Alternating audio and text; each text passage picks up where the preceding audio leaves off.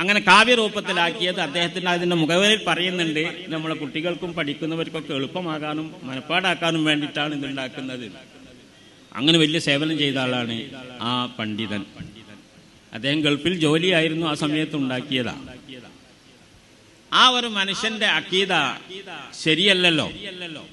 കാരണം വഹാബികളുടെ കിതാബ് കുട്ടികൾ പഠിക്കാൻ എളുപ്പമാക്കി കൊടുത്ത ഒരു സേവനമാണ് അയാൾ ചെയ്തത്. ആ സേവനത്തിന്റെ വലുപ്പം ഒന്ന് ആലോചിച്ച് നോക്കി. ഇവിടെ കുട്ടികൾ സുന്നികളായി ജീവിക്കുന്ന കുട്ടികളൊക്കെ വഹാബിന്റെ പുസ്തകം മനഃപ്പാഠമാക്കിയിട്ട് വളരെ എളുപ്പത്തിൽ പഠിക്കണം എന്നുള്ള നല്ലൊരു ഇഖ്ലാസിന്റെ ഉദ്ദേശമാണ്.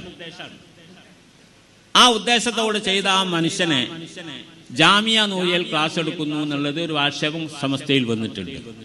ശരിയാണ്. അത് നമ്മുടെ ജാമിയയിൽ ആ ക്ലാസ് പറ്റൂല എന്ന് തീരുമാനിച്ചു.